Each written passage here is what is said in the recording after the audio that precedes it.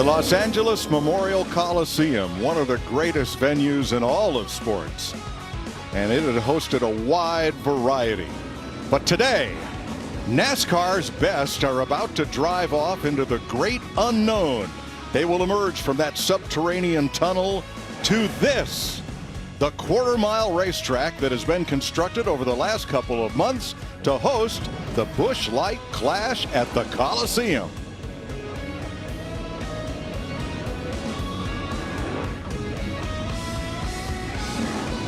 The weather is perfect. Nice day to make horsepower, 59 degrees. Calm winds, bright sunshine, and it's coming over turn number 1, looking down the front straightaway. So welcome to Los Angeles. Mike Joy, Tony Stewart, Clint Boyer with you. And the very first cars to take to this track under green flag conditions. Smoke, you likened it to getting ready to swallow a box of razor blades. Why? Well, you're going to see. I mean, these guys have the tightest, smallest track they've ever ran in the Cup Series for these guys. So, new surface. Looks like it's probably going to be slick to start with, but definitely it's going to be a challenge for sure. Right off the bat, I'm already seeing guys try to figure out where to be on this racetrack. Tony, we have rumble strips down on the bottom. You can see in the paint. Some guys are already down trying to drive through those rumble strips, seeing if they can find enough grip down there. You can see it right there with Eric Almirola. It's going to be interesting to see how these guys navigate around this track. And only 8 minutes. Not much time here for practice. 8-minute practice session. The 36-car field divided into 3 groups for practice. Kyle Busch making pace on the inside of the racetrack. And this is crazy because nobody has any notes on this racetrack whatsoever, except for the guys that have done this on iRacing. That's the only laps they have right now. Now we have a lot of faces in new places, and we'll get to that. And oh, by the way, the whole race car is new for 2022. Yeah. I'm impressed that they're able to run all the way, all fours down on those rumble strips already. For sure, you can see the fast boys around have already been down there on the bottom and digging. So the rumble strips are little depressions in the asphalt that was made during the paving process. And already we've seen Kyle Busch with 4 wheels under the white line and all down on the paint looking for grip. Now, obviously, they're down there by design to keep these guys from going down there. Everybody going into this anticipated, can we do that? How much grip can we find down there? And you can see them making early lap time. But as I look for this track to gain some lap time and get some rubber burnt into it, you'll see them moving up and find a better grip up there. And I think right now it's just they're all exploring. They actually did something I've never seen the Cup Series do. They had a 30-minute track walk like you would see at a Supercross event. And the drivers were walking down there and you see them taking their feet and dragging their feet across the surface. And that's where these guys, like you see, you're already seeing guys with the left sides or even all 4 below that white line. They felt more grip in their shoes below the line than they did above it. But actually, as the lap times keep picking up here, you're seeing them move up. And I think that's because of the drive off the corner. They can get down there and find some speed getting into the corner, but it makes them get loose and can't, spin the tires up off. You see Kyle Busch there, and he's run some good laps. That's the experience, in my opinion, don't you think? Yeah, and literally, though, it's going to be trial and error because what you think you're going to be doing isn't necessarily what's going to work. So you would sit there and think with those dimples in the racetrack that you wouldn't want to be on top of that because it's not a constant surface. But since the stuff that you're on top of does have grip, I think that's what's going to lead these guys to have that opportunity to go down there. Christopher Bell, he and teammate Kyle Busch and Ty Dillon have pace here in the first couple minutes of practice. And a nice line. And that's the thing, the way this track is shaped, it's not a traditional oval. It kind of looks like an Australian rules football is what it's shaped like. So the entries are kind of open, the exits are kind of open and open up outwards. So it gives these guys an opportunity to move around and can kind of have an arcing, sweeping entry. Bubba Wallace leading a pack that includes Kurt Busch in his new ride, looking for a way to the inside.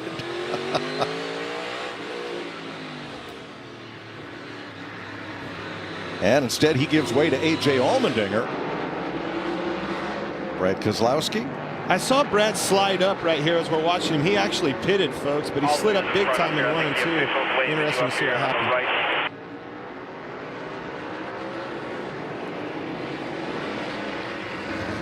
Now where he is parked is where the cars will stage to leave the track at the end of this 8-minute session. Looks like he and Eric Almirola. Almirola just backed out of the throttle, looking for some clean racetrack ahead of him, and then picks it up again. Denny Hamlin slow in the back straightaway. Is he looking for a gap? Yes. And finds one. I'll tell you, the car that I'm really impressed with is Eric Jones. That car seems to be rolling well, making good grip for him. He's not only passed cars, he's on top of the board too, or running second there for a lap time. Good average speeds. And I truly believe the longer we see this, there hasn't been race cars on this, so the surface is fresh. There's a lot of oil on top of it. I feel like the longer and more laps that are put on this track, it's just going to continue to get faster and faster. So what Denny Hamlin wanted to do was wait and follow Christopher Bell and Kyle Busch and see how and where they are running. You can see that 21 spinning the tires up off there, but this is that protection line that we've been talking about. 21 went in low, enabled Eric Jones to hang it outside, arc that corner, and get a better drive off the corner. As soon as the 21 slid up the middle, he was there for the taking. That's kind of fun to see the 43 and the 21 going at it. Yeah, old school, right? Takes me back.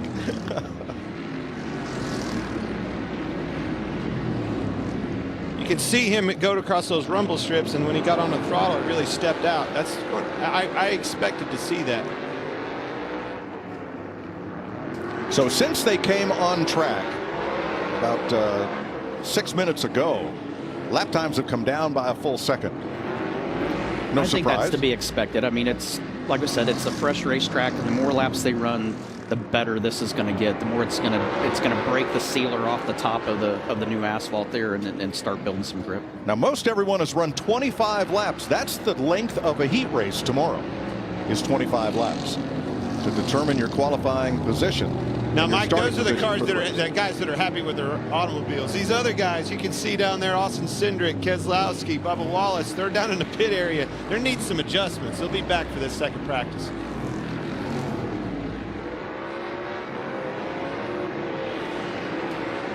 And the hard part about a traditional track is they can't just pull out and go back to the pit area and get ready to come back out. This is done in groups.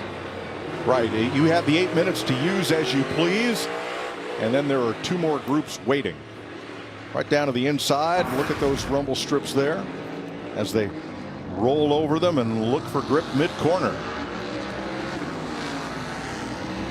So 6 cars have gone to the infield to wait the end of the session. That leaves half a dozen still on track and still searching for speed. As Christopher Bell goes to the top of the chart. He and Kurt Busch, Ty Dillon, and Kyle Busch have each run 30 laps. And one would ask, why do those guys already pull off the racetrack? You got to save some tire. We only have 5 sets of tires per team all weekend long. Use them however you want. So these guys are trying to save their tires, make those adjustments, and make it accordingly and use it to the second practice. That's what's going on here. And they're going to run long enough just to figure out what their car's doing. I mean, there's no need, if it's not driving the way you want, you want to have the time and take the time to move around and try to see if you can help make your car drive better. But at the same time, you're not just, once you figure out what it's doing, you're not going to fix it by just continuing to stay on the racetrack. So to your point, you do want to save those tires and not use the equipment. Well, 14 seconds is going to be a pretty good bogey. Right now, we only have 2, actually 1 driver. One driver under that mark, and that's Christopher Bell. Kyle Busch is right at it at a 14:06. And that will end session 1 for group 1 of 3 groups. The Gibbs boys looking stout. What a beautiful facility and what an event we're looking forward to. Practice this morning on FS2, time trials later today on FS1.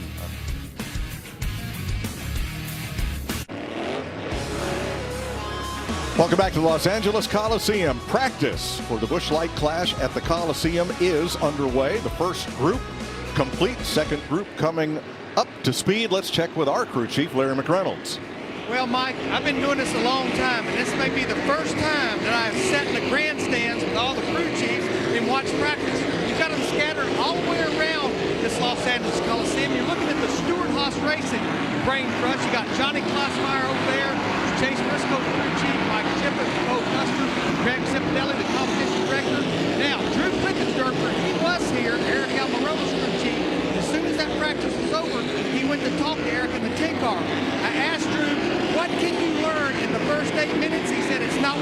and learned. And Jamie, it's exactly what Eric Almirola needs to learn to get around this quarter-mile racetrack. So exciting to see what's happening on the track. I'm back in the garage right now. Very unconventional setup. We are in a parking lot. This is old school racing. The haulers are parked here. They pull the cars out and work on them right here. Very tight quarters back here. As you see, the JGR drivers just pulled in off the racetrack. Listening to the radios, guys, they seem pretty optimistic. And I even heard that there's kind of feelings up Martinsville. So they're getting comfortable out there. Kyle Busch told me he likes how long those straightaways are, that looking at the pictures before he got here, he thought they were going to be really short. So these guys enjoying themselves so far. Thanks, Jamie. Here is Group 2. Now, the practice groups were seeded by point standings from 2021, car owner point standings. So, for example, you will see our champion Kyle Larson in group number 3. And on down. Here are the cars in group number 2. Again, a lot of faces in new places. We'll get to that. We've got all weekend.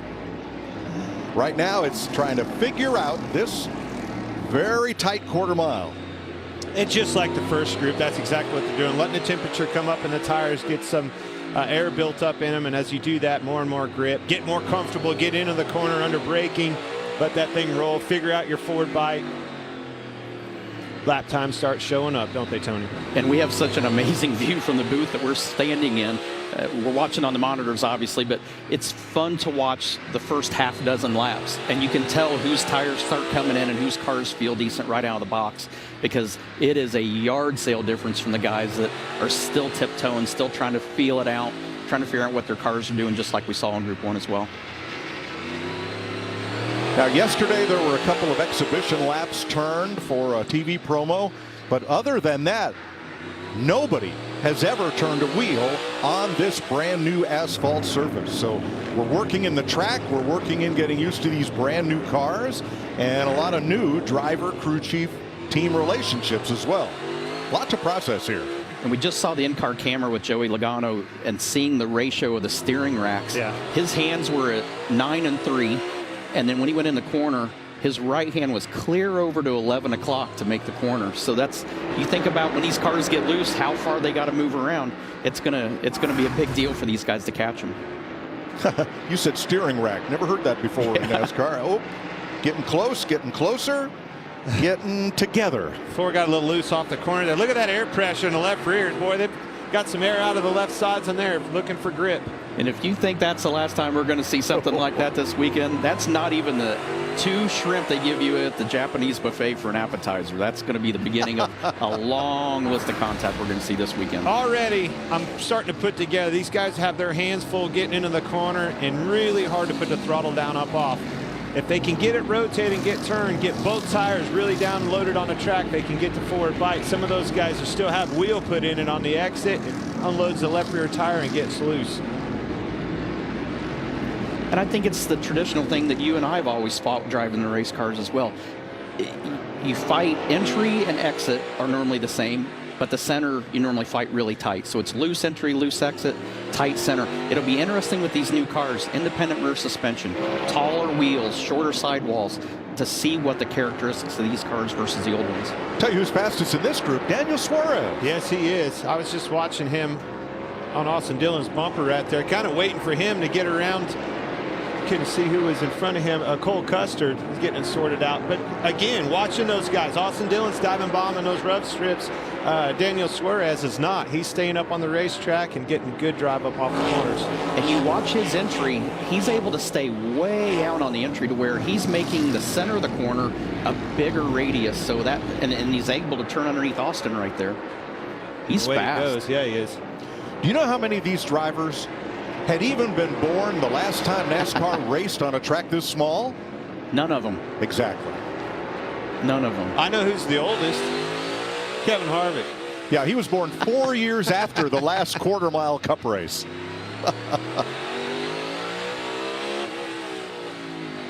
And you see that trade-off. I see the cars that are loose in, protecting, running straighter down in the corner, then they get tighter in the middle, and they're loose up off. That is a deadly combination as a race car driver when you have tight racing corners like this track has. You do not want to be loose in, loose off, and tight in the middle. Hard to fix. But I think the great thing is it's going to make for great racing. If a guy protects, you're gonna have the option to get around and square up the corner. There's a lockup you can see, and these things Larry Mack has told us leading into this weekend, a lot more brake on these new cars that these guys have. This next gen car, a lot bigger brake, 18-inch wheel, more room for rotors. That's what you're going to see a lot of right there, lockup. And you and I got a chance to do the tire test at Bowman Gray. The cars seem to have a higher center of gravity to where these straightaways are not straight, so they're constantly turning even down the straightaways. So the car's kind of loaded to the right side. It picks the left front up. So I think you're going to see a lot of lockup when these guys are really hustling, trying to get underneath each other in the corner. It's interesting the trade-off of using these rumble strips. You can see like LaJoie right there diving to the bottom and hitting those rumble strips. He really gains in the middle, but he can't get off the corner quite as good, and the Ford drives right back to his bumper on exit. And they're chasing Alex Bowman.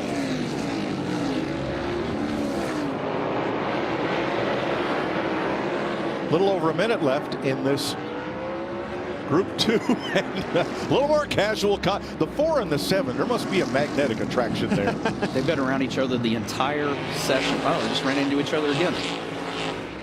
That's what this track's going to breed, folks, and that's why I'm here. Get your popcorn ready because it's going to be entertaining. It's not the only contact sport they play in this Coliseum, but it's the one we've got this weekend. Whoa. And I don't even think this is going to be a scenario where every time you see contact, it's intentional. It's just such a small racetrack that somebody bobbles for a split second, and then, well, he was trying to get out of the way there, I think. But I think you're just going to see a lot of contact that's unintentional, that's just due to the size of the racetrack. But I also see right there with those two, like I alluded to a little bit earlier, I see two cars that are handled differently. Kevin's not really turning the best in the middle of the corner. LaJoie was, but he couldn't get off the corner. No forward drive. Kevin exactly opposite. Daniel Suarez is now second overall to Christopher Bell. Talked to Daniel out of Barrett-Jackson last week. He is excited about this. It's a new opportunity, not just for him, but for everybody. He'll be even more excited now. He's fast. All right, Group 2, Group 3 on the way for their first practice session.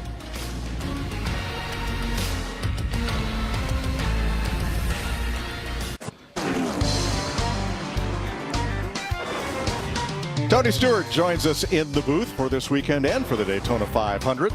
After moving over from the IRL, winning 3 Cup championships as a driver and then one as a co-owner, and being voted into the NASCAR Hall of Fame. So great to have you with us. All I want to know is, did you dress Clint this morning? Well, he's getting ready to balance my checkbook when we get done up here today. So I don't know who dressed him. The wardrobe guys, do not make me look smart. Don't worry, they didn't do that. Advertisement. They still didn't make you look smart. They just are trying to show people what a smart person would look like. Guys, what a great equalizer this new car and this new track is. Daniel Suarez second. Todd Gilliland, a rookie, third fastest so far. Cody Ware, sixth fastest. Yes. Wow. Right, and I think you're going to see that with this new car. Everybody trying to figure it out. That's what was the plan, the vision for this new car. Equal the playing field, and I think you're seeing that with Cody Ware up there at the top. You said on the way everybody started from upstairs scratch. that you were kind of glad you're not in a race car today. Why? Because too many unknown variables. We like variables that we kind of somewhat know what to expect. This is all unknown variables. New racetrack that's never been run. New race cars that guys haven't driven. New teams that guys are going to. A lot of new variables for everybody. Starting to see a little contact out there already. Yeah, a little bit. Kevin Harvick and LaJoie. I like that. All right, let's check with Regan Smith. Well, guys, it's amazing to see down here inside the racetrack. The best view, first off, that I think you could ever have in a racetrack. We can see all the way around. But to see the evolution of the cars on the track, where the braking zones are, what the drivers are doing to try and pick up that speed.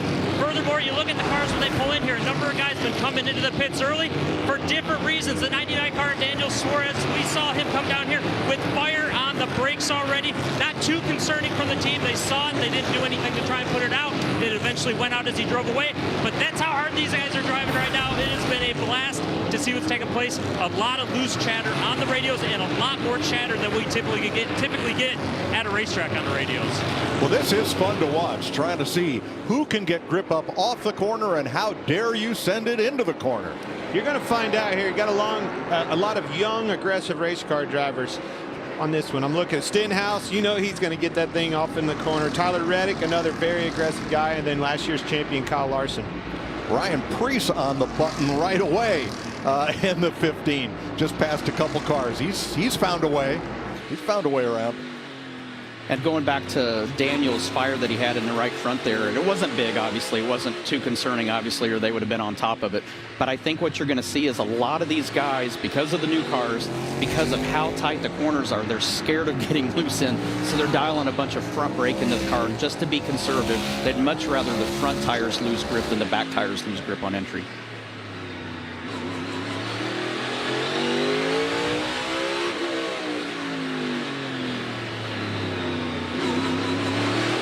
You hear how far down on RPM they get when they get back in the corners. Almost some gear lag right there. You can hear it trying to find that grip up off the corner. Easy on that gas pedal. Track feels slick. Now I have to ask, you're not even thinking about shifting here, are you? I don't think you have time to worry about shifting. I think if you're taking one hand off the wheel and somebody touches you, you're going to make your problem even worse. However, new gearbox that we're using this year, new transaxle 5-speed transmission, and probably only in second gear. That's something that's different than anything that I've ever seen since I've been in the sport. And not the traditional H pattern, sequential gearboxes this year, which we saw guys in testing. Even Eric Amarola driving one of our cars had a scenario where he went to go from second to third gear, and when he went forward with it, it went back to first instead of third, over rev, had to change engines. You don't want to do that. No. That is a no-go. No, not at all. Very unhappy with Valtrain. Not near as unhappy as the engine builders that build those and have to fix it after we tear them up. You know, the old standard H pattern that we've always used, pretty self-explanatory. That thing, it would be easy to do that. You get behind on your gears, you make a huge mistake. I didn't know you could money shift one of those, but yes, I guess you can. Yeah, not the right direction, not money making, money spending shifts. Right. Some more wheel lockup right there. 12 car, Ryan Blaney.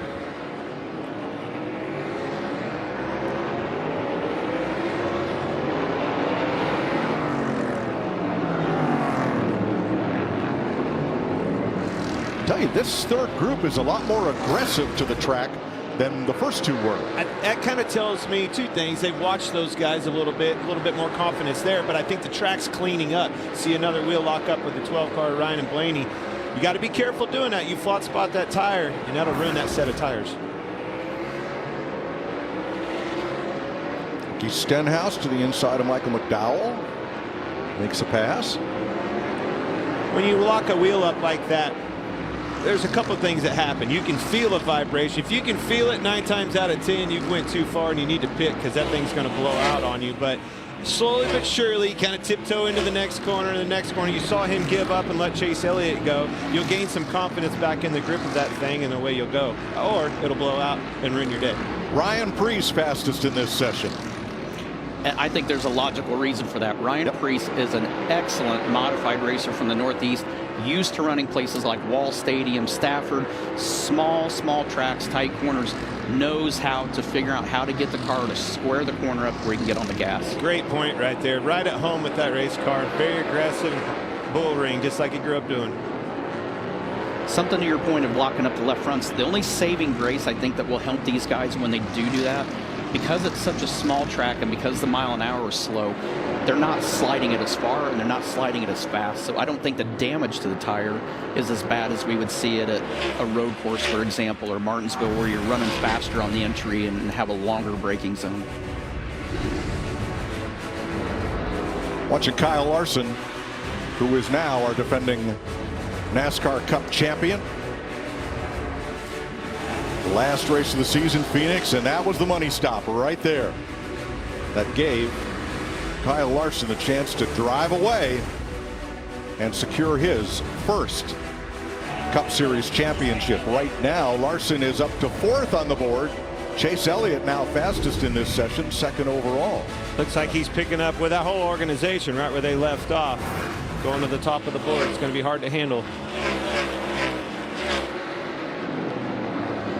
So we mentioned the 14-second mark. 8 drivers, the top 8 drivers down through Stenhouse at 14 seconds or better. You're going to need to run that fast if you're going to win one of these qualifying heats tomorrow and set yourself up to win the Busch Light Clash. And I'm really excited. After watching these first 3 groups, I see something in watching the lines that these guys are driving. The guys that have confidence in their car, they're able to really stay out late, open their entry up, square the exit up.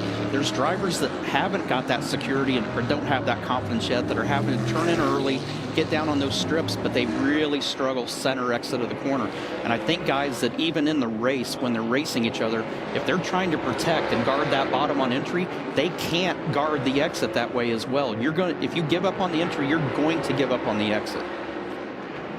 So everyone is learning, and the track surface is improving. Remember, nobody's ever raced on this or driven this at race speed until this morning. 7 of the 10 fastest speeds are from this 3rd group.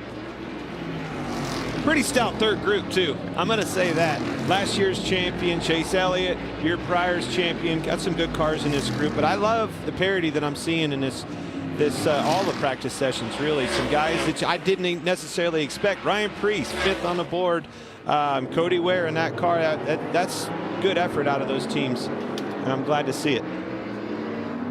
And I really believe we'll have a much better read on the entire field once we see the second round, the entire second round go. The first group, absolutely green racetrack. We can actually see the color already starting to change in the track just a little bit. It's starting to dull up a little, so it's getting that shine off of it.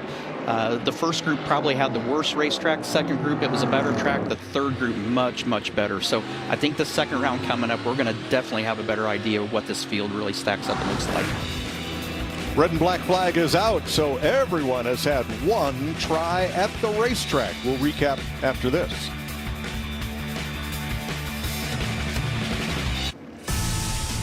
The Los Angeles Memorial Coliseum has twice played host to the Olympics, and twice was the home of the LA Rams.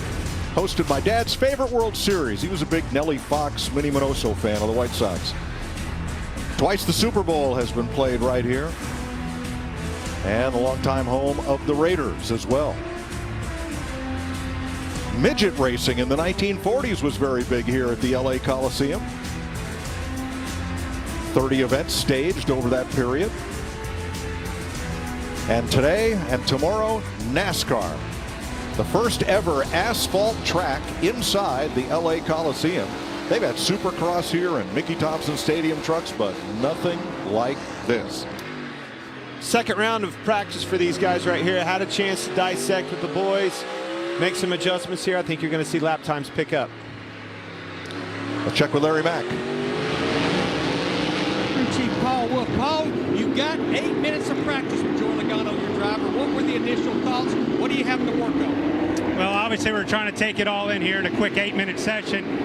For us, our biggest struggle was just needing rear grip, being able to carry the speed he wants into the corner. So the track's changing a lot. It's going to continue to change through all these sessions. So we really have no notebook, obviously, with this new next-gen car and obviously a track like this. So a lot happening. We got to be on our toes here and learn quick. Mike, this is not a good thing. The more I'm hanging out down here, I want to grab one of these headsets and go to work on one of these cars. Thanks, Larry. All right, we've updated our scoring pylons so that the cars that are currently on track are shown with a green background. Now, for work being done, let's go to the garage and Jamie Little. Yes, there's a lot of work going on. Remember, Mike, this is the first time these teams are really making these adjustments after being on the racetrack with other cars. So they're all trying to wrap their arms around how to get it done. Now, you guys have talked about Christopher Bell in the 20. He was the fastest in that first group. I just talked to his crew chief, Adam Stevens, and he said, you know, typical. We were loose into the corner, and we were tight off the corner. So they made some adjustments to help that car. But Adam smiled. They're having fun, and their car is fast. That it is, third quickest overall. We've been watching Denny Hamlin. He's having a lot of trouble getting into the corner, a lot of wheel lock up on the left front, both ends of the racetrack for about a lap and a half.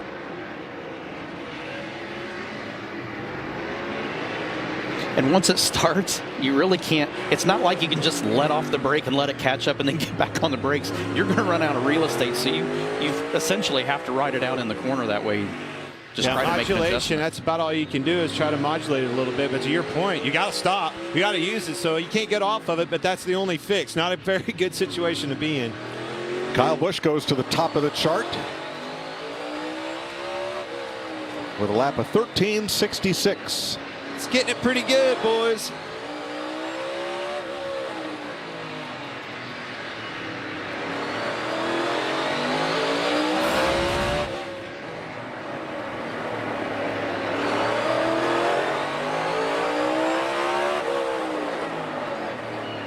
You can see he got in the back of it, but also what I heard right there was a little bit of wheel lockup. You could hear the rear tires starting to lock up right there. That's something you're going to have to be careful of. You get too much of that wheel hop, that thing will come around on you in a heartbeat. And I don't think it's going to be a scenario. We saw with the 99 earlier that we had some fire under the brakes. I really don't think this is going to be a big deal brake-wise. I don't think brakes are going to be an issue like we would see at Martinsville, the road courses, and most of the short tracks. You're on them such a short amount of time. I just don't think it's going to be an issue, but I do think what's going to be key is getting the balance correct, because That's exactly what you I was can't gonna slide say. the left front, and you darn sure don't want to chatter those rears on entry. From what I've seen so far in practice, these long straightaways, very tight corners, who can get in the corner the hardest and more importantly get off the corner. Those two scenarios are very, very important. But I love how they're seeing, or we're seeing these guys use these rumble strips, stay off of them, arc it into the corner. Definitely the ones that have a good grip in their car and stability getting into the corner can get off of it way better. And if you think back to the first run, the first round of practice with this first group, they all immediately went down to those rumble strips. Now we're seeing barely the left side's over or they're above it, but not near as dominant below the white line as they were the first Danny round. better be careful here. I'm telling you, that left front is nothing but smoke this whole practice session. He flat spots that wheel and blows it out. It'll get down on the front end of the splitter, and he'll be in trouble. You can see how much he gets ate up into the corner. Not happy with the brakes on the 11 car. And the hard thing is the straightaways aren't really long enough to take a lot of time to sit there and get to the balance knob to make that adjustment. And I will say this, not enough time probably to change your camber shims or something like that right now to help him fix that in between those two practice sessions. So you kind of got what you got right here. I bet you they'll make some camber adjustments there and make that better for the race, obviously. That's Ty Dillon chasing the 11 of Denny Hamlin. And like you see on entry right there, I mean, he eats Denny up on entry.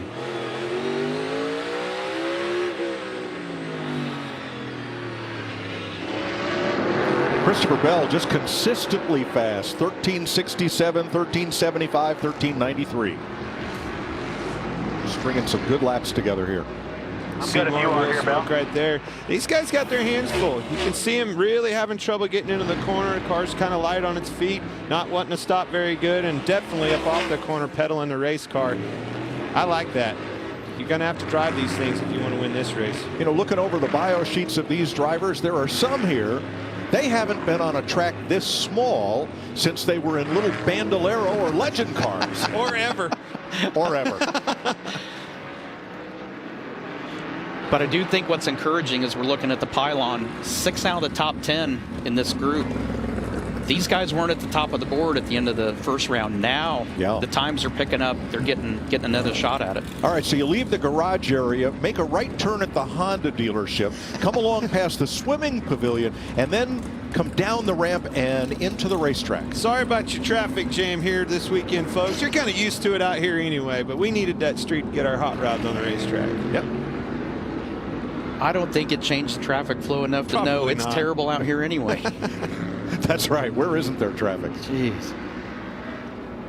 Come through the tunnel and then out into the Coliseum. 1 minute to go in session 2 for Group 1. I'm going to tell you, these tires are tough because old Denny's still out there and he's still smoking the left front. And literally with time still on the clock, you got 2 cars that are still at speed out there out of the first set still. Kyle Busch, he's ready for him. He's been out there, ran the most laps, still on the racetrack, and is on top of the board. Look out, competition. 13:66 for Kyle Busch, 1/100th of a second faster than teammate Christopher Bell's best lap. That's Denny Hamlin on the right, pulling into the infield service area. as Kyle Busch runs out the session with Ty Dillon. Very tight to get into the infield here. It's a very, very sharp turn. Like Denny got into the wall a little bit there.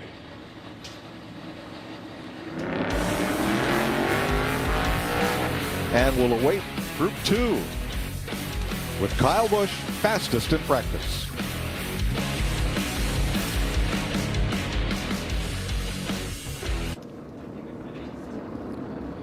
First time we've ever had the Busch the Clash at the Coliseum anywhere but Daytona. So we have all new rules and a professional to take you through it.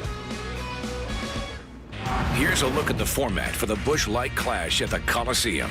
Cars will do single car qualifying to set lineups for the heat races. 4 25-lap heats, and the top 4 finishers advance on. Those who don't advance on go to the last chance qualifying races. 2 50-lap LCQs, and the top 3 from each of those will advance on to the Clash. Finally, the highest finishing driver from the 2021 season, who isn't yet locked in, will get a spot. In total, 23 drivers will be in the 150-lap main event, but only one will make history at the LA Coliseum. So here's how it lays out with practice continuing here, then race day. 2 p.m. Eastern tomorrow. The heat races at 3 p.m. on Fox. Race day at 5 p.m. and the Clash at 6 p.m. all Eastern times. So you're going to have a full day of NASCAR tomorrow and all on Fox. Practice and time trials today. Time trials will be on FS1 later today. Regan? Well, Mike, when we went to break, you guys showed the 11 car of Denny Hamlin with a right side stripe on that race car. I noticed 2 other cars from that session, the 23 of Bubba Wallace, the 10 car of Eric Almirola, also had the right side stripe on it. And as I look at the wall standing here from the infield, this wall is starting to get darkened up in the middle of the straightaways, not the corners, not anything like we traditionally see at maybe a Darlington racetrack where you run the outside. I had a little bit of curiosity coming here this weekend how that wall being curved down the straightaways would affect these race cars, and clearly it's affecting them quite a bit right now. A little cosmetic damage there. Just a little bit, but hey, the product of this new awesome composite body that we have, no harm, no foul right there. Last year, that had probably been a flat tire. Now about this format, this is a short track weekly race format, and I love it because right now the only driver who knows for sure that he's going to be in the Clash is last year's champion, Kyle Larson. Wow. Jamie? And Kyle Busch just brought it in. He's got an interim crew chief this weekend, Seth Chavka, watching over. I just talked to him and he said Kyle says he's just a little loose off, that he feels very much like the old car. So he's in his game. He's happy with the car. They made a couple of changes. They moved some noseway and made a camber change for that last session. And he's talking, Kyle Busch in this seat right now, talking with his hands, trying to describe exactly what the car's doing. And you see he has a tablet in front of him. He's looking at the overall speeds, that timing and scoring, seeing what others are doing. But right now, this JGR camp is pretty strong. And he's liking what he sees on that board. Best 10 laps, best 15, best 20. See if anybody can match the occasion here in these last few practices here. So his crew chief, Ben Bayshore, is serving out a 1-race suspension for lug nut issues back at Phoenix, the last race of the season. And we'll be back for Daytona. Thank God we have that gone and behind us. We only have one to worry about now. No That's more right. lug nut No police. more loose lug nut or missing lug nut penalties. Nothing worse than having to pull over at the end of the race and the lug nut police get you. And there's a look at it, the new center lock wheel and single lug nut. When you put the gun to that, it removes the nut which stays in the socket. And you can see that keeper on the top of it, spring loaded. As that nut goes over there, it has to pass that keeper. That thing pops back up, won't let that nut come off. No loose wheel. All part of what's new for 2022 in this brand new 7th generation NASCAR race car.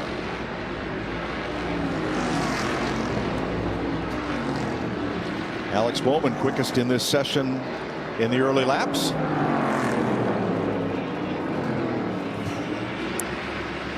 And he pulls aside, lets Martin Truex on by. And behind him, Todd Gilliland, the rookie who was quick in the opening round of practice. It's weird because we were watching the third session that we saw guys move up above that white line. The first session, second round, first session, same thing. This second set, a lot of the cars back underneath that line again. Some of them all four underneath again. But Daniel Suarez was super fast of the three groups. He's out in this session again. It'll be interesting to see where he lands in this. You know, in traffic, he could get a scuff or two on the left side of his car because he is right down against the barrier on the inside. That car's working well for him. He's stable getting into the corner, but I like the drive that car has up off the corner. He really pulls his competition, Cole Custer, there as he gets off the corner. Rear end squats down, both rear tires digging. Good forward drive. A little telemetry on Joey Logano, who you're riding with. Now that's that cat and mouse game. You saw him hold it out right there. Cole Custer moved down, run over the rumble strips. He held it out, tried to get a better run up off. Remember that magnetic attraction we talked about in the first round? Seems to be right back at it again, doesn't it? They're back together again. Harvick and LaJoie. Wonder if they rode to the track together or something, just can't get away from each other.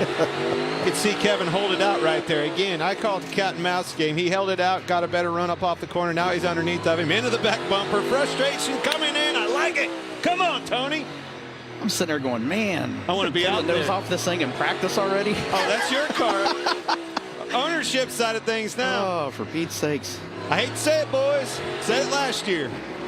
Really want to be out there right now, Mike.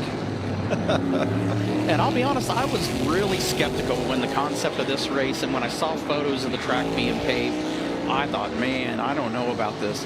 And I'm with you, Clint. The more laps we're watching, the more it's like, man, this would be super fun, it looks like. Well, this just takes you right back to your roots. Exactly. All right, Joey Logano made a little smash and grab there coming off turn number 4.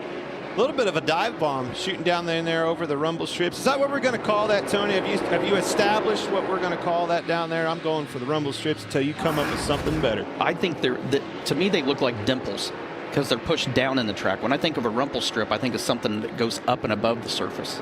Well, I live off of 40 highway, and I think of them every time I hear a semi on the rumble strips.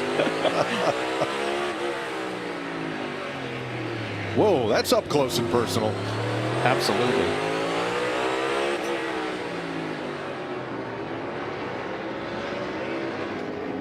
Oh, yeah. Well, might as well find out what these bumpers will take now. Yeah. Caught off guard a little bit of who has found the success, the speed, the grip in their cars, and ones that haven't. Some have been some surprises for sure. Kevin cannot get around this guy.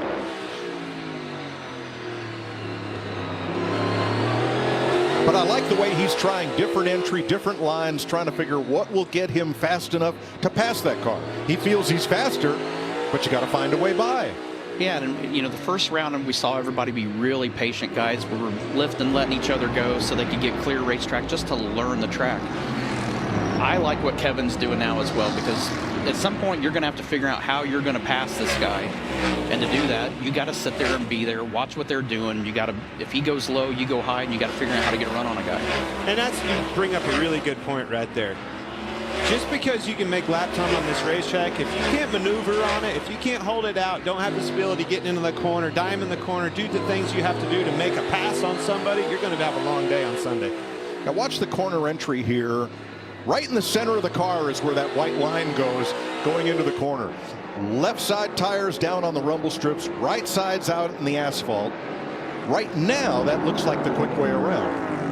I think it is the first half of the corner, but Clint kind of noticed in the first set, as soon as the guys go to leave the corner and want that left rear drive, now it's drive into a pocket, drive into a pocket. So it interrupts the left rear drive to where it can't just get a nice solid pull up off the corner. Well, the top 5 are separated by less than 2/100ths of a second. Daniel Suarez is fastest. Jamie. And Daniel Suarez with the fastest time here of 65.8 miles per hour. They're telling him, search around. Let's try some different things here. We know we have the speed. The car feels good, so let's search around. They also told him, you can attack in the corners as long as you barely touch that paint, because that's when they get a little sideways and the rear end comes out from under him. Awesome to see him fast out here on top of the board. I tell you what, Chase Briscoe in the 14 car, he's really found some speed in his car. Some of his teammates are struggling. They'll darn sure be asking what do they have for a setup. Regan? Well, guys, we wondered about how the communication between driver and crew chief would be because of all this noise. The 19 team of Martin Truex Jr. already struggling on the radio. Can't hear his crew chief, James Small, as they try to communicate about what that race car's been doing. Not very happy with it right now. Can't get the left rear tire to do exactly what he wants to with that car. And I think that's drive talk that I was talking about. If you come off the corner and you have wheel in the car, it wants to unload that left rear tire. This is Martinsville talk for me all over again. You have to be able to come off with the wheels straight, keep both of those rear tires digging. If not, you're going to be slipping and sliding, can't put the throttle down. And that doesn't mean, just so everybody fully understands that, I mean, you have to obviously have steering wheel input into it to finish the corner, but you can't have all the load in it and expect the car to drive off at the same time. You have to be able to take some of that pressure off. Flags are out to end this second practice session for the NASCAR Cup Series at the Coliseum. Auto racing has a rich history in Southern California. They called it Los Angeles Speedway. Nobody knew where Beverly Hills was when they built this giant board track where now stands the Beverly Wilshire Hotel. Gilmore Stadium, they ran midgets. That's where the Grove is today. Carroll Speedway at Artesia Boulevard in the 110. And then they raced midgets at the Coliseum from 1945 to 48. Ascot Speedway, the Agajanians' great speedway from 1957 to 1990. And even in the parking lot outside the Coliseum, the NASCAR Featherlight Southwest Tour raced for 3 years. Plus Riverside, Ontario, and Fontana, of course, the major speedways that we all know. Now, I'm not kidding. You drive through this neighborhood. Think Google Maps gets you back to the pits? I don't think so. Drive Tony, past the this is your first natatorium. race together here. You notice Mike didn't read any of that right there. He lived every bit of one of those races, knew it all on the back of his mind somewhere. Well, you got to stay close to Mike. He makes everybody smarter. I've been to Ascot. Told you. That's pretty fun. Then after the turn at the Honda dealership, you roll down here and into the tunnel and into the Coliseum.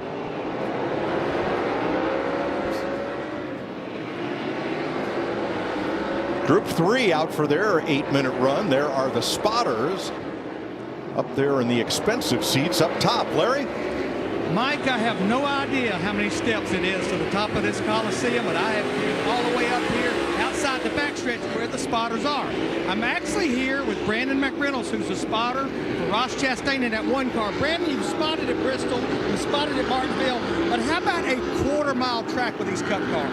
Yeah, it's definitely different. It reminds me a lot of that Daytona Battle on the Beach that we ran a few years ago in the ARCA K&N series, but there's going to be a lot of root and gouging. I saw Logano a little bit earlier giving Cole Custer the business down in turn 1 and 2, but it should be a lot of fun. How much do you anticipate or have to anticipate what you would call a dive bomb? Well, the hardest part is with the apron and the painted area. A lot of guys will just shoot down to the bottom, and so there's going to be a lot of that going on. But having 12 cars out there each session right now and then 23 or 24 tomorrow, it should be pretty interesting, but it should be fun. They're going to put on a really good show. I do have one more question. Who's the #1 all-time Cup Series crew chief you know of? I heard it was Jeff Hammond. Oh, jeez. Mike, I got work to do with this boy. Oh, Larry. And Brandon, led to a great point right there. If you can see these cars going around the track, there is a lane down there. Might not be the preferred line, but 8 tires turn better than 4, and a dive bomb will be coming. Be very hard for those spotters to anticipate that and notify them drivers that it's coming. Well, while the McReynolds family continues their reunion, Ryan Preece is trying to do the dive bomb on Blaney and does. Inside 31, then a big gap. Inside 31, a big gap. And you can see he had to let the other one go too. That's going to be hard when we're in racing conditions, the heat race, last chance qualifiers in the feature. You can't just let that guy get you rooted up out of the way because there's going to be cars behind him too. You're not just going to lose one position, it'll be several.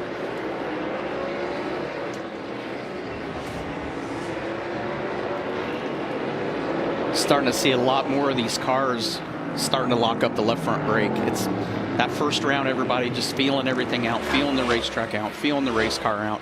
Second round, now business is picking up. Guys are really starting to try to get to the limit, find out what these cars really can do.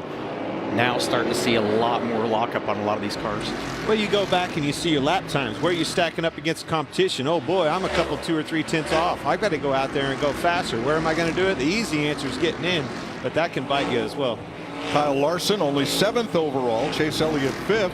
Justin Haley leads this group again.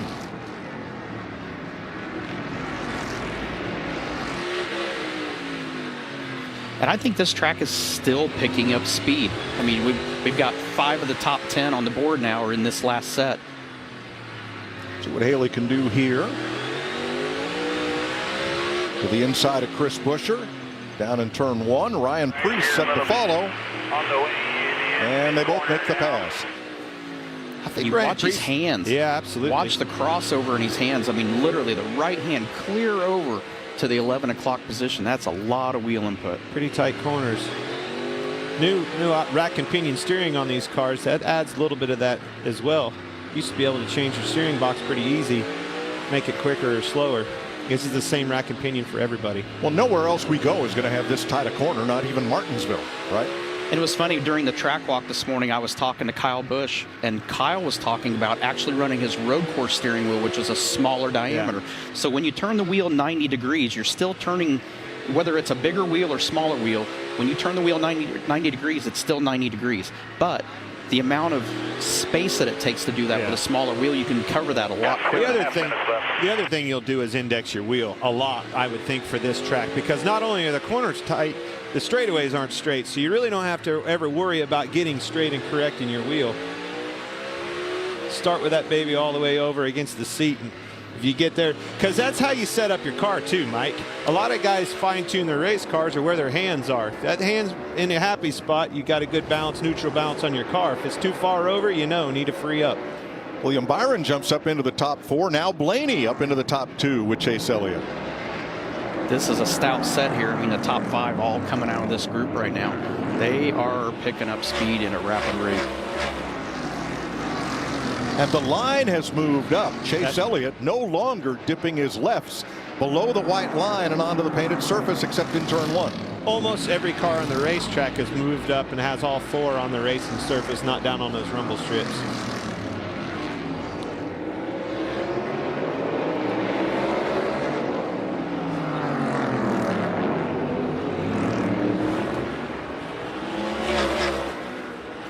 Kyle Larson's done, so is William Byron. They'll go to the infield and join Chris Buescher, Ryan Preece, and Michael McDowell.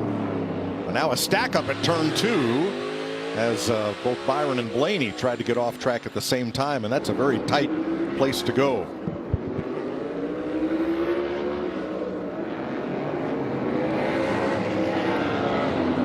I was told from the drivers during this track walk this morning that they were told they had to stay on the racetrack for the entire 8 minutes, which seemed odd. We've never went anywhere, but that is a perfect example of why I think that was discussed. I don't think they're enforcing that at this point, but that was the reason, was to keep somebody from getting hit trying to get off the racetrack. Well, if there was an area that's a little bit, questionable, I mean, you came in here, it's tight quarters, we all knew that, but getting off the racetrack is extremely tight there. It's just the nature of the beast with how small the racetrack is. You have to arc it quite a ways to make that corner. Might have some trouble there. Hard to do when you're down on the apron. Darn right, won't make the corner.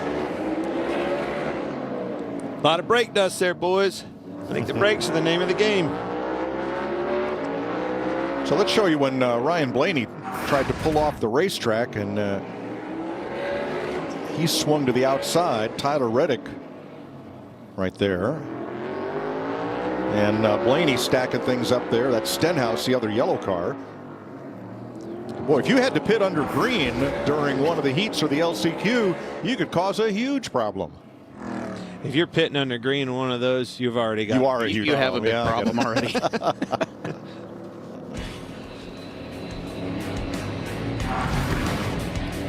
Chase Elliott, Ryan Blaney, pace practice for the clash.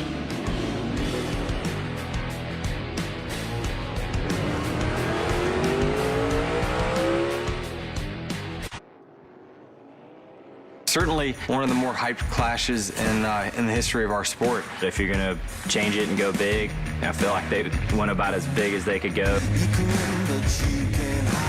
first reaction was, how are we going to race inside that little stadium? It's going to be one of the coolest events of all time in NASCAR.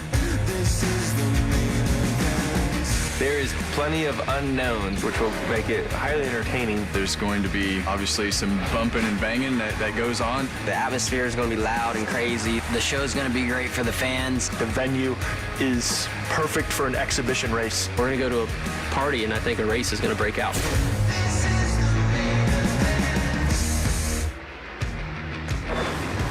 Well, that's the kind of attitude coming in to the LA Coliseum, and now everybody's had a chance to take to the track twice and see what it's all about. This is the kind of NASCAR I grew up with. Quarter miles, half miles, Friday night, Saturday night, barnstorming, traveling, and fun racing. And it was certainly a contact sport. I'll look through the peristyle.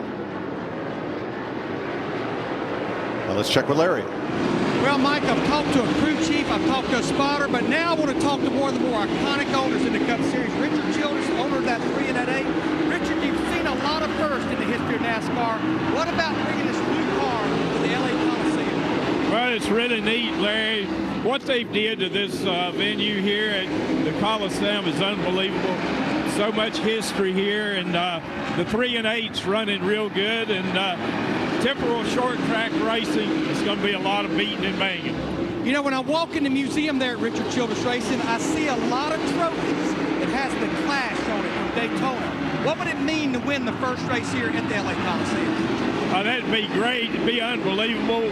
I know we'll have a shot, so we're going to go for it.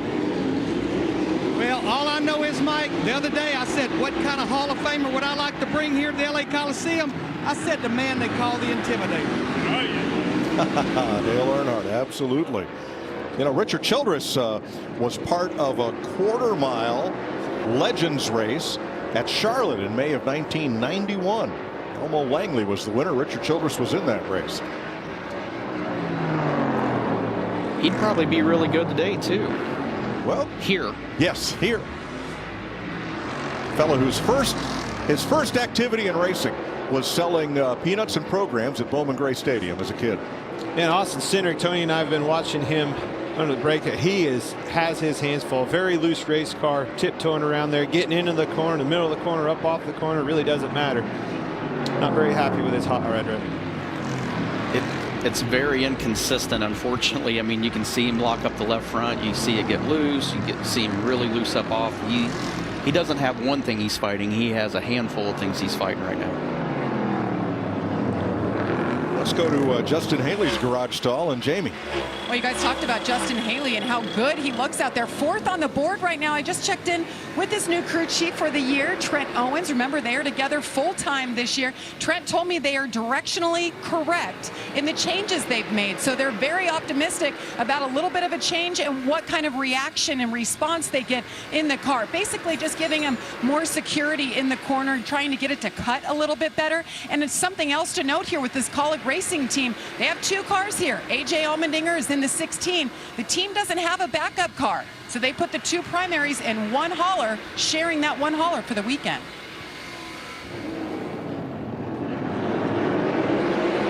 Thanks, Jamie. Ooh, tense moment there for Denny Hamlin. Had to make a sharp cut to the inside.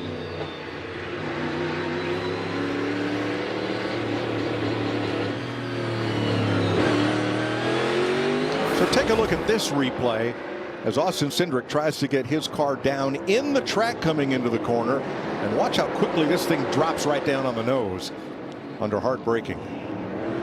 Just a lot of movement in the car is what I see. And honestly, anytime those cars move like that abruptly, it takes grip off of one wheel or another or all of them.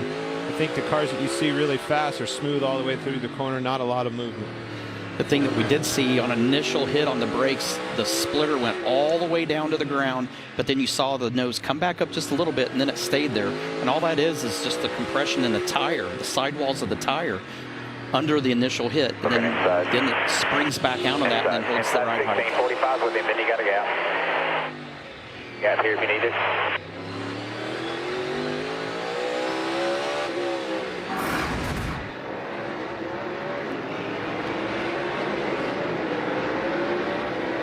We're going to see this a lot this weekend.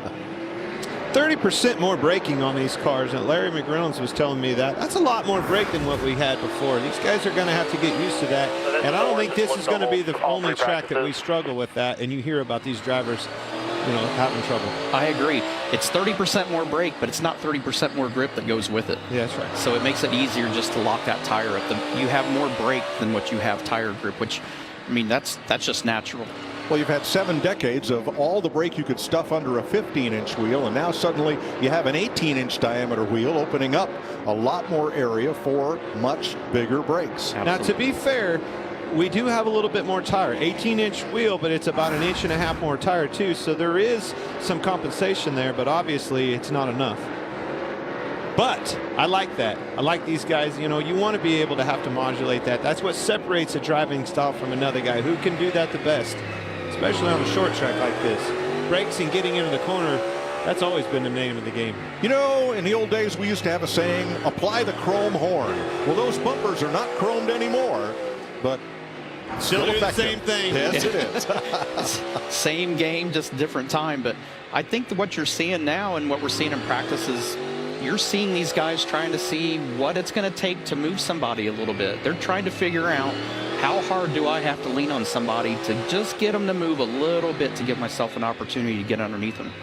One of the things that I don't see happening in these practice sessions is the tire really falling off a long ways. So you're going to have some speed, you know, in your car. A lot of times, you know, back in the old days of Martinsville, I learned it from you, Tony.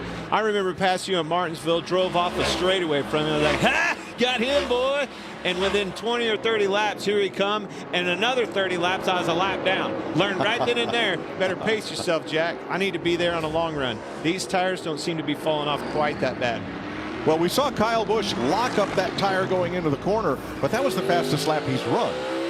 And that's just pushing, you can do that once, pushing it right? to the edge. I mean, it's like I said, these straightaways not being straight, the car is always loaded to the right side, which with a higher center of gravity, you can't just pile more sway bar in it and hold the car flat. What it ends up doing, instead of holding the car down, it actually picks the left side up a little bit.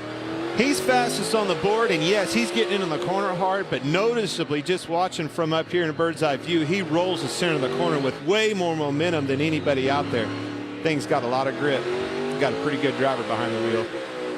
And it just looks, I'm not going to say easy to drive, but it looks very balanced to drive. He's not having to, there's nothing that looks sketchy in his lap. Even when he's locking the left front up, he's finding the boundaries. He's testing what he can get away with, what he can't. And it's just trial and error. There's no stop and go. All momentum all the way through the corner. The thing's making a lot of grip. And it's way easier if you can sit there and carry speed. You're not having to ask that car to do all the work leaving the corner. So momentum's a big deal.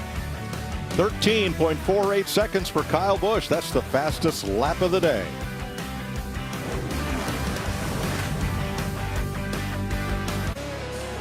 We're at the Los Angeles Memorial Coliseum, and look what they've done. In just a little over 3 months, after they graded the surface flat and then created a 2.5-degree banking for drainage, let it settle. They brought in plywood and a plastic liner to protect the earth, then gravel, then asphalt, 4 inches of asphalt. Safer barrier around the outside and a lot of Kench fencing borrowed from the Long Beach Grand Prix. And here we are, ready to race. Unbelievable. A lot of people doubted it, including me, as a matter of fact, but this is real, and they've done such a phenomenal job of this place. I mean, it looks factory-like it's always been a racetrack. No way does this place look temporary. Well, Mike Elton was just in here, and I did ask him, could we just do this every week? And he looked a little scared, but he's, like all of us, pretty excited about what's happening here this weekend. I think the funny part about that was when Mike peeked his head in the corner, Boyer taps me on the shoulder, we turn around, and the first thing that went through my mind was, what did I say and what did I do to get in trouble already? Not That's again. Right. Still. All right, 8-minute session, and this is Group 2. Telemetry on the lower left on Kevin Harvick's car. Dana White from the UFC involved with that car just ahead. One of his brands. Hourhead, I've had some of that. It's pretty darn good, boys. It's Ross Chastain. I'm seeing Kevin Harvick getting a lot smoother with his car right here. You can hear his inputs in the throttle and the brakes and things like that.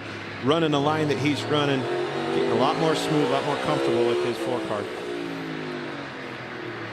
It's getting better, but I think what's normally really hard to see on the 1.5 miles, it's very easy to see here to what we've been talking about of how smooth it is to see guys that are making time and carrying momentum, and how fluid the lap looks, where you watch Kevin and you listen to the throttle. If you just close your eyes and listen to the throttle, everything sounds good, but you watch it, you can tell there's still elements of the corner that he's fighting and not able to tie the entry and the exit and the whole lap together. Looks broken up. Yes. How about Joey Logano here? Well, you see that swat with the hands there. That's catching the rear on the exit on the drive. And some of that could be the left side's down on those dimples or rumple strips or whatever we're going to call them. Well, I think this is a good example right here of watching a car. He's unfortunately down on the sheet a little bit, not happy with his car, and you can see with the input in his wheel, like Tony just said, you can see almost wheel lock right there. Doesn't want to turn, and then it's loose up off. That's a hard thing to accomplish, at a racetrack. When you're loose in, you loose off and tight in the middle, it's time to go back to the drawing board. Well, let's get some first-hand driver input on this place. Jamie? Well, after months of speculation, all of this talk and buzz about the Clash being here, it's here. What's your first impression, Kyle Busch, who, by the way, is fastest today? That's always nice when you're up on the top of the sheet, so we'll see if we can hang on to that, but still some good cars to go in the final group, and the track just keeps getting better. So just burning it in, that's essentially what it is right now. So real proud of these guys. I mean, obviously there's a lot of new and a lot of things that have kind of gone on over the off season, so it's nice to come out of here with a little bit of speed. Our preseason testings weren't quite as great as we wanted to be, but I felt like we just made a lot of changes to try to get a lot of learning done. So overall, all good. Real happy with the M&M's Camry. Hopefully, that'll bode well for some qualifying action later on, and then getting into some heat races and racing. Kyle, this is different from anything we've ever done. Downtown Los Angeles, the iconic LA Memorial Coliseum. What is this whole event like in your eyes? I mean, it's cool. It's fun. It's new. It's different. It lends itself to possible opportunities down the road, but we'll see how it races. Obviously, being out there with only 12 of us, not 24 of us, is quite a different feel. It's going to be different. But I've run super late models at quarter-mile tracks in my career, and man, you can have some of the best guys, and you won't put a car a lap down for 60 laps because everybody's just bumper to bumper in a line, but you can still put on some good racing. So different cars, but hopefully that application will still work. All right, keep your eye on the 18 this weekend, Mike. Kyle cut his teeth on the 3/8 mile Las Vegas bull ring. One of the things that I took from there is burning the track in, burning that rubber, Goodyear rubber into the racetrack, only gains grip. Grip is lap time. The one thing that I have been watching is it's only down on the bottom of the racetrack. We get in those heat races, you're going to have an outside groove when they start these races. You're not going to want to be in that lane. And we have seen guys, through the process of getting pushed to that second lane.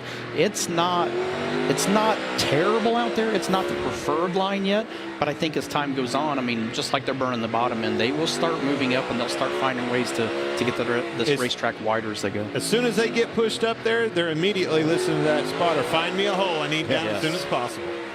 They aren't even going to have to say it. That spotter's going to know that that's what that driver's looking for immediately.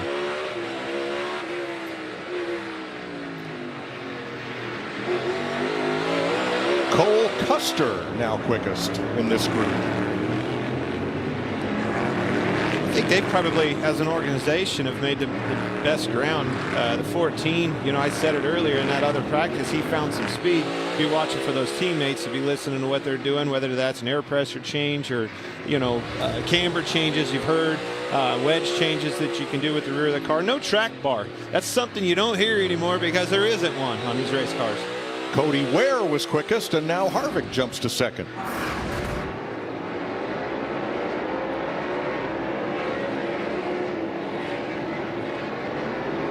As soon as he turned that wheel, took the weight off the left front tire, that's the thing it's hard to do. You want to do the braking just like old school. It's one of the fundamental things you learn, especially on a road course or short track. Do the braking as much as you can on the straightaway. Well, guess what? These straightaways are turned. That's where the challenge comes in.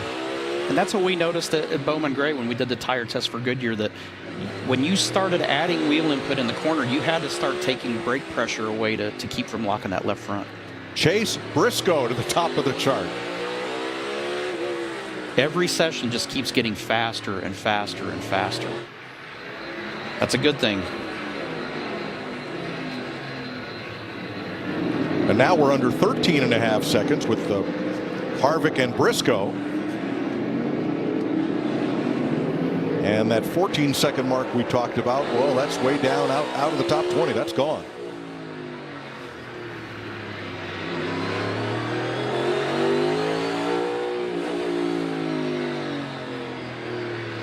So 14 may have trouble here. Regan, what's up with the 14? Mike, you see the 14 stopped on the front straightaway right there. Just reported that the throttle cable in that race car broke. Basically, he's got no gas pedal because the cable that connects that to the engine is broken in half right now. Well, he's fastest on the board, pushed through the floorboard. I said the 4 car did too. I'm wondering if anybody has taken tires. In front of the 4 down there, I see some used tires. See if we can't get an update on that if somebody put some tires on. Cable?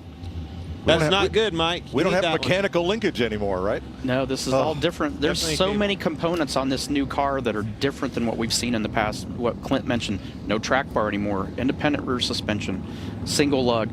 A lot of these components are spec components. Where we had steering boxes before, now we have a steering rack. So a lot of these components are new, and we're going to find the sweet spot of what works, what things that we have to tweak on a little bit to make sure that we don't have situations like this where the cable's breaking. Larry Mack. I'm here with Rodney Childers, crew chief for Kevin Harvick. Rodney, I'd like to say we just finished happy hour, but we actually just finished final 8 minutes. That's it. All the practice. What did we learn? For the 4 car, we learned a lot. You know, Kevin's really good at figuring things out as we go during practice, and we just kept making small adjustments every time we went out and got it better and better. And that was pretty good there. So we can still tune on it just a little bit more. The track's still going to get a little bit better, but hopefully we'll get this Busch beer Ford on the pole tonight and have a good starting spot. Did the track rubber up about what you guys anticipated? Because when we started this practice session, no race cars had ever been on it. Yeah, and anytime you have new asphalt, it's real oily to begin with. So, you know, getting that oil out, the sun's out, obviously, which is kind of burning some of that off. But just getting some rubber down on the paint that's on the apron is a huge key for all of us. So the track's just going to get faster and faster. Well, Mike, how cool would it be if the Busch Light car could break this winless streak in the Busch Light Clash? Be pretty good for that team, for sure. You know, the last time NASCAR Cup cars raced on a track this small was 1971. And that happened at Bowman Gray Stadium down in Winston-Salem, North Carolina, where they still run modifieds weekly at the place they call the Madhouse. One of the best at Bowman Gray was Glenwood. They raced the convertible division and the Cup division on that track, which surrounded a football field inside a stadium very much like this one. And Mike, both you and I both live in Winston-Salem, been to that racetrack a lot, watched a lot of good racing over there, a lot of action. That place is the action track. Well, like I told somebody, they don't put 10,000 people in there on Saturday night to watch somebody hold a pretty wheel and drive away from the field. Those people want contact. And boy, do they ever get it. We're at the LA Coliseum. Practice continues next. Something we often see at road courses, going to a new asphalt track for the first time, yesterday afternoon's track walk.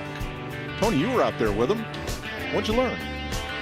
That it was way too early in the morning to be walking around a racetrack, which we've never done that at Cup tracks. It's not like as a Cup rookie you got to walk around Talladega and Daytona or Rockingham. Wait a minute, I'm not going to walk Talladega anyway. No, nor am I. I don't think you're very... Martinsville's about the extent of it for me. For that. Jamie McMurray would have run it. He ran a lap here yesterday on foot in 60 seconds. If something was chasing me, I would have ran around here, but that was it. But it was really neat to see drivers trying to figure out and listen to different drivers saying the same things. Like they could look at the track and they were already figuring out intricacies about the racetrack before they ever made a lap on it. And now that they have, I'd like to go down there and do that same track walk again with what they learned in practice right here, because I guarantee you some of them have learned some things, got some tricks up their sleeve, and I think that works into how their car's handling too, right? If you're having trouble in the middle of the corner, you're going to diamond it, you're going to do some things, drive it, navigate the corner a little differently than you would if that thing was really handling good. So the groove has moved up, the times have come down, and the left front brake is locking up. What else have we learned? I take it right back to the line they're running. You know, being able to utilize those rumble strips, getting into the corner, shortest way around is always the fastest way around, but they can't, and when they do that line, they struggle to get off the corner, so that opens up the door for somebody to arc it behind them and get a straight run off. And I think we can watch cars, and I think everybody at home can watch the cars too, and you can almost diagnose what their car's driving like by what their line is, how their car's entering the corner, where they're running on the racetrack. It's pretty much a telltale of what their car's balance is. So early in the session, everybody with the left sides down below the white line, and some like Justin Haley even exiting the corner below the white line. Yeah, I think that all comes to, again, kind of like Tony said, how's your car handling? You know, if you're able to arc the corner getting in and you can get off the brakes and the thing goes left and turns well, you can get low off the corner and get a straighter drive up off. If you can't, kind of let that thing have some real estate, let it have its head a little bit, if you will, in the middle of the corner and get the straight drive off. It all comes down to being able to put the throttle down up off the corner. If you can't do that, you're going to get past.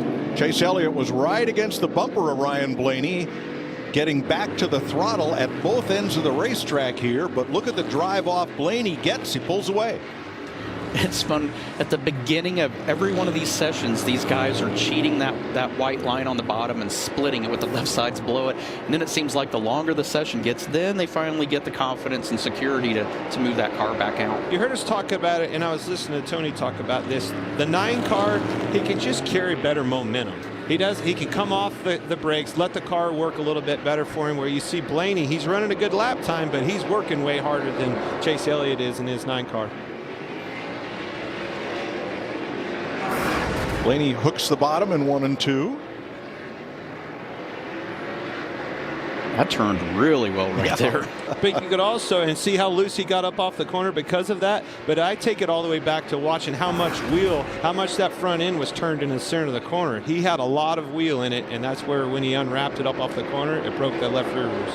And that's what we've been talking about figuring out the drivers that can tie that whole corner together. A nice smooth entry to center, and then that also gives them the opportunity to have a nice smooth exit with it. So Elliott and Blaney with a pretty good gap, or more than a tenth on Ricky Stenhouse. The rest of this group. Let's check with Jamie. Daniel Suarez in the 99, 7th on the board. Daniel, you told me yesterday, I'm not going to be able to sleep. This is just so amazing. What was it like for you to drive down into that tunnel and onto the racetrack today? It's just special, you know. To race here in LA is special, and to race in the Coliseum is even more special. As you know, I don't get to race at home in Mexico, but this is as close as you can get it. I've been here in LA already like for 3 or 4 days doing media, meeting a lot of Latinos and having a good time. So I'm super excited to be here. I think we're going to have a lot of fun. The car is fast. Freeway Insurance is on board for this weekend, which they are huge into the Latino market as well. So just overall, it's going to be a great weekend. What do you have to say to your fans in Spanish about tomorrow's race? To all my amigos, nos vemos aquí mañana. El carro número 99 de Freeway Insurance con Chevrolet Camaro. Yes! Bye. And one of his team owners, Pitbull, will be here to do the pre-race concert. Boyer, what did he say? Yes! He lost me after tomorrow. 3.5 minutes to go here.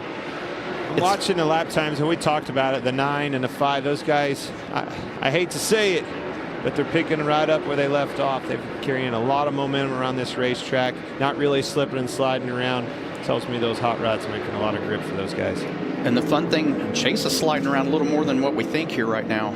Watching him, the thing that's fun to watch with the guys that are fast right now, and I saw Chase do it, I've seen Larson do it.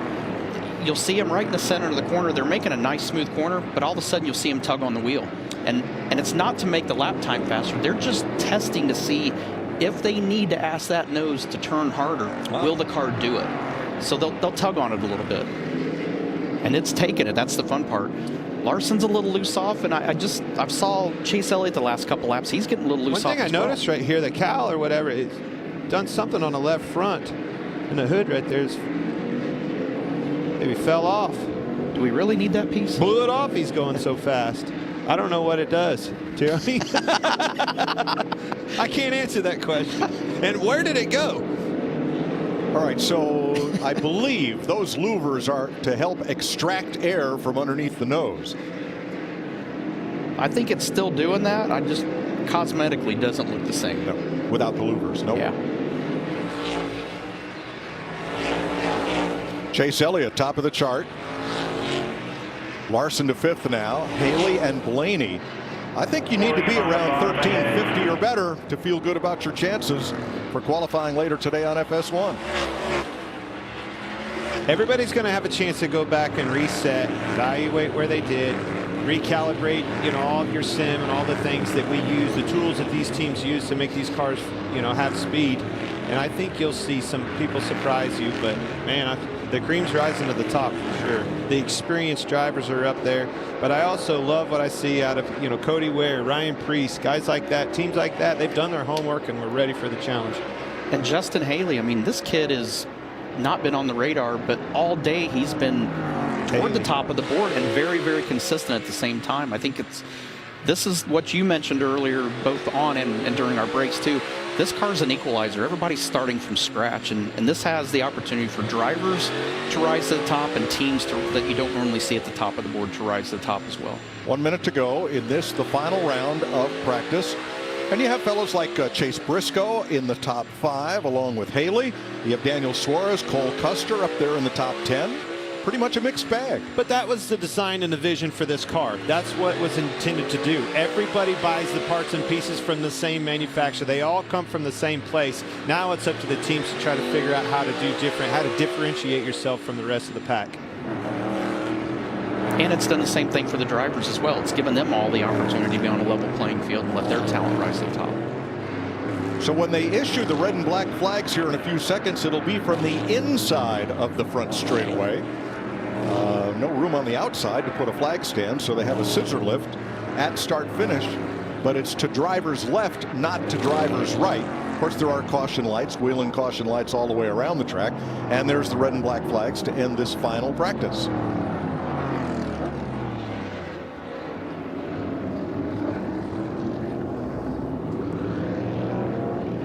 So we picked up almost half a second for the fastest lap. And look at all the signage around the Coliseum to indicate flag condition, other information. We're just not used to this. This is going to be so much fun.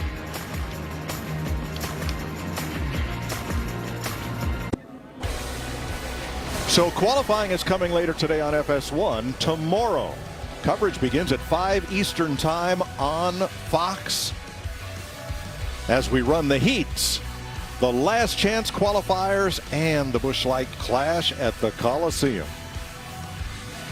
Well, we've seen practice, fellas. What do you think? I'm excited about it. Like I said, I was very skeptical coming here. Saw the racetrack yesterday, got excited, even more excited after the first round, but to see all of practice, to see how fast, how much time guys gained, to see the drivers moving around, and to see the multiple lines that they have on such a small racetrack that we didn't anticipate. I think this is going to be an unbelievable event. That's exactly where I was going to go, Tony. I think first and foremost, the thing I love the most is that multi-lines. Being able to open the door up to somebody being able to dive bomb you. You have to hold it out to run a lap, but you open the door up for somebody to make that pass, that protection. That cat and mouse game is going to be so much fun to watch when they go around here. But ultimately, just watching some parity in the cars across the field. You've got some guys that I didn't expect to be up there, but you also have, the old go-to boys that are up at the top of the board as well. It's going to be very fun to see who is able to qualify, because that's where it's all going to come down. And this Coliseum will be packed, and it is going to be quite the event. Let's get out to the garage area. Jamie. And Chase Briscoe, the 2021 Cup Series Rookie of the Year, back in action. And so far, you guys looking good. Third on the board, but I want to know what it was like from your perspective. I saw you yesterday, all smiles. What was it like, though, to drive your car into the Coliseum? It's pretty cool, you know, just even driving down the street. You know, how many times do we drive a Cup car down the street into a racetrack through the tunnel? So it's a pretty cool atmosphere just driving out there, and there's not even any fans here yet. So it'll be really cool tomorrow, and when you're rolling down there for the heat races, and even tonight for qualifying. So super cool racetrack. You know, it reminds me a lot of indoor midget racing, where it's just so tight and technical, and your elbows are definitely up the whole time. So it's a lot of fun. You know, it seems like the tires really held on well too. We just kept getting faster and faster as the day went on. So excited. You know, like you said, we have a really fast bender tractors forward. So hopefully we can take advantage of that tomorrow night. You had to quit a little bit early. You had a problem. Were they able to fix it? Yeah, I think it's just a simple, literally a couple-minute fix. There's just a pin that holds the throttle cable into the throttle itself, and that pin came out. So we didn't have a safety wire. We're going to safety wire that now, and should be good to go. Thanks, Chase. Regan. Well, Jamie, practice just finishing up right now. As soon as I got over, we had the opportunity to walk on the track. The guys in the booth have been talking all day long about the lines, about what this racetrack's doing, where the rubber's going down, what it feels like. I can tell you that right now as I stand out here, there's some grip right here where these speed bumps are, but it's in between the speed bumps. The further that you move up, you can physically feel the rubber under your shoe on this racetrack. The further you get out, the white line, a good amount of grip right there on the racetrack, and then it stops when you get about a car width away from that white line. All of a sudden, you can physically feel what's changing on the track. The track, the same temperature all the way across, so it's not as much heat related as it is literally the rubber from the tires going onto the racetrack. This is my favorite part about what we're doing this weekend. We have got the opportunity to get out here right when the cars get off the racetrack, find out what's taking place with the cars, with the racetrack. This is something that's I haven't gotten to experience since I've been announcing. Mike, this is a lot of fun right now. How deep are those little dips there to your left, the rumble strips? Mike, you can see with my hand in there, they're about as deep as your hand. You can put your hand there, and it's about that same width or depth in terms of what you got. Roughly half inch, 3/4 of an inch, I would say. Just enough to where it's got to upset the race car. It's got to affect the amount of grip that race car gets. It's, again, very cool. We've been talking all about them, and I do think we're going to be racing down there. We'll have to see what happens. All right, should be fun. Larry Mack, what have we learned in practice, and what are we going to do to get ready for qualifying? Well, Mike, I can't think of anybody better to ask that question. Yeah, we're here with Cliff Daniels, but I'm just going to call him the champ. As a crew chief perspective, now that we've got these 3 practices in the books, where are we at? What did we learn? First off, I would say a huge kudos to NASCAR, to everybody at the track. The way that we ran those 3 practices and the way all that went off was just fantastic. You know, for us, it was just learning the basics, right? How do the tires look? What do our air pressures look like? Brakes and steering and all that. Everybody at Hendrick Motorsports prepared a great car for us. So Kyle was comfortable in the car. Brakes were great. Steering was great. And we could just go work on our setup some. Still need just a little bit, but, you know, for our first stab at it, I think it went pretty well. Kyle seemed pretty comfortable in the car, and, man, the track is just cool. Well, Mike, I would not bet against this group. Maybe they can start 2022 just like they ended 21. I hope so. Well, their best lap was only 6/100ths off of the fastest lap of the day. What a great place for a race.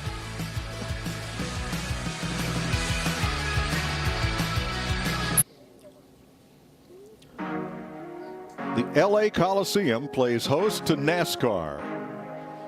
Right in downtown LA. Who'da thunk it? Well, you're going to live it. Tomorrow on Fox. Busch Light clash at the Coliseum with qualifying later today.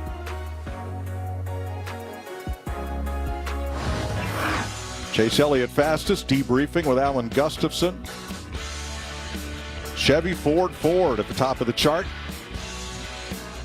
After several rounds of practice, now they get ready for qualifying. For the first time, the Busch Clash was open to all Cup teams. All 36 charter teams are here.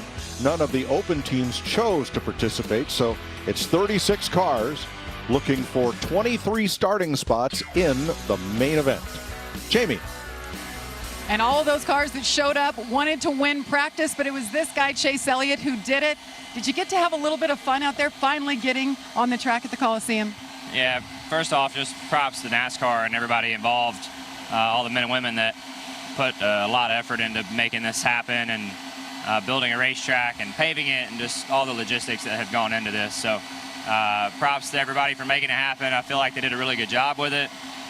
Just the workmanship and everything, logistics of how this has worked this weekend has really impressed me. So happy to be here. Appreciate everybody on our Napa team for working really hard through the winter. It's been a really busy winter for all of us. Hasn't felt like much of an off season, but super excited to be back and hope we can make the right decisions, tonight and then going into tomorrow. So I feel like we have a pretty good Napa Chevy, just about at this point trying to make the right decisions and not letting me mess it up too bad. All right, we'll see you in qualifying tonight coming up at 5:30. Let's go over to Larry McReynolds one more time. Well, Jamie, I'm with Brian Wilson. That's Brian Wilson of the Wood Brothers, not of the Beach Boys. Simple question. Are you having fun yet? I am. Out here, it's a great setting. Obviously, we've got a lot we want to work on, but we feel like we made gains throughout practice. So, yeah, definitely having a good time so far. I'm about to get off. You need me to do anything? Absolutely, yeah. You want to jump in? All right, Mike, I got work to do. I'll see you at qualifying later on tonight. Okay, Larry. NASCAR spent north of $1 million to turn the Los Angeles Memorial Coliseum into a quarter-mile racetrack for tomorrow's event and for tonight's qualifying. What a job they've done. Qualifying is tonight, 8:30 Eastern Time. The best of 2 laps to determine your starting position in the all-important heat races. FS1, 8:30 Eastern this evening, when all 36 cars will take to the track in time trials. Tomorrow, heats, last chance qualifiers, and the Busch Light Clash. Coming up next here on FS2, America's Day at the Races. I would say we're having fun. I am. Loving what I see out of these guys. They're going to work, and they're working in them race cars. This track's got them guys on edge. Yeah, this is going to be super exciting. Tell all your friends, tell all your neighbors, and if you're in the LA area, do not miss this opportunity.